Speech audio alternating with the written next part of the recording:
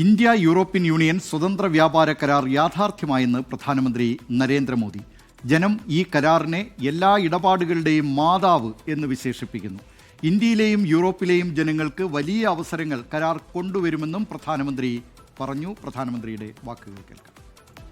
भारत और European union के बीच एक बहुत बड़ा एग्रीमेंट हुआ है. दुनिया में लोग इसकी चर्चा मदर ऑफ ऑल डील्स के रूप में कर रहे हैं. ये समझौता भारत के 140 करोड़ लोगों और यूरोपीय देशों के करोड़ों लोगों के लिए बहुत बड़े अवसर लेकर आया है.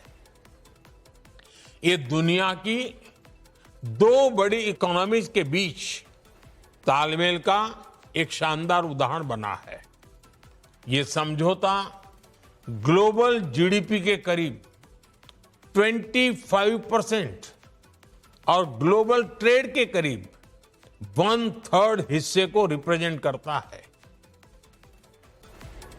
അതേസമയം കരാറിൽ യൂറോപ്യൻ യൂണിയനെതിരെ അമേരിക്ക രംഗത്തെത്തി. കരാറിലൂടെ യുദ്ധത്തിന് ധനസഹായം നൽകുന്നു എന്നാണ് വിമർശനം. ഇതിനിടെ ഇന്ത്യ യൂറോപ്യൻ യൂണിയൻ ഉച്ചകോടിക്ക് ഡൽഹിയിൽ തുടക്കമായി. വിവരങ്ങളുമായി ഡൽഹിയിൽ നിന്ന് ആർ അച്യുതൻ ചേരുന്നു. Achuthan, mother of all deals എന്നാണ് ഇപ്പോൾ പ്രധാനമന്ത്രി തന്നെ വിശേഷിപ്പിച്ചിരിക്കുന്നത്. മാത്രമല്ല, ഇന്ത്യയെ സംബന്ധിച്ച്, ഇന്ത്യൻ കയറ്റുമതി മേഖലയെ സംബന്ധിച്ച് വലിയ പ്രതീക്ഷയാണ് ഈ കരാർ എന്ന കാര്യത്തിൽ സംശയമില്ല.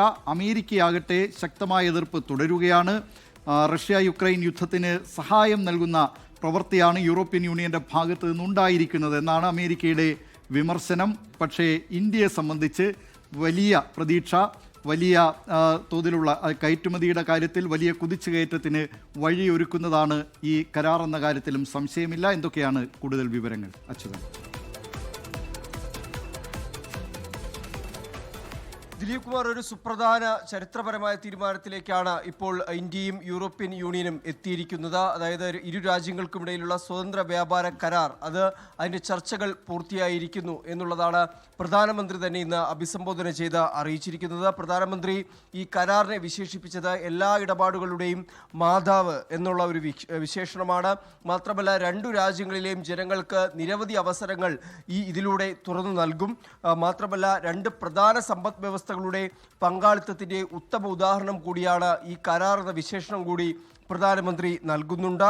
ഈ കരാർ ആഗോള GDP-യുടെ 25%, ആഗോള വ്യാപാരത്തിൻ്റെ 1/3 ഉൾക്കൊള്ളുന്നു എന്നതും പ്രധാനമന്ത്രി രാജ്യത്തെ അറിയിക്കുന്നു.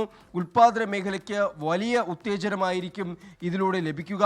നിക്ഷേപിക്കുവാനുള്ള നിക്ഷേപകന്റെ ആത്മവിശ്വാസം അത് വർദ്ധിപ്പിക്കും എന്നുകൂടി പ്രധാനമന്ത്രി പറയുന്നുണ്ട്. പല മേഖലകൾ, പ്രതിരോധ ഊർജ മേഖലകളിൽ കാര്യമായ മുന്നേറ്റം ഇതിലൂടെ ഉണ്ടാക്കാൻ കഴിയും എന്നും പ്രധാനമന്ത്രി അടിവരയിട്ട് പറയുന്നുണ്ട്. എന്തായാലും നിലവിൽ ഇപ്പോൾ ഇന്ത്യയും യൂറോപ്യൻ യൂണിയനുമായുള്ള ഉച്ചകോടി ആരംഭിച്ചിരിക്കുകയാണ്. പ്രധാനമന്ത്രി നരേന്ദ്രമോദിയും യൂറോപ്യൻ യൂണിയൻ രാഷ്ട്ര നേതാക്കളും ഇപ്പോൾ ആ ഉച്ചകോടിയിൽ ഏർപ്പെട്ടിരിക്കുകയാണ്. ഇതിനുശേഷമായിരിക്കും ഒരു ഔദ്യോഗിക പ്രഖ്യാപനം ഇരു രാജ്യങ്ങളുടെ ഭാഗത്തു നിന്നും ഉണ്ടാവുക. 1:15 ഇന്ന് ഉച്ചയ്ക്ക് 1:15 ഒരു സംയുക്ത വാർത്താ സമ്മേളനവും ഇതിനോടനുബന്ധിച്ച് നടക്കാനിരിക്കുന്നു. അതിലായിരിക്കും ഇതിൻ്റെ ഔദ്യോഗികമായിട്ടുള്ള ഒരു പ്രഖ്യാപനം ഉണ്ടാവുക.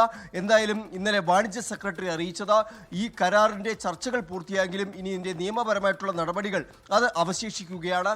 അതിനൊരു 6 മാസത്തെ കാലയളവ് എടുക്കും.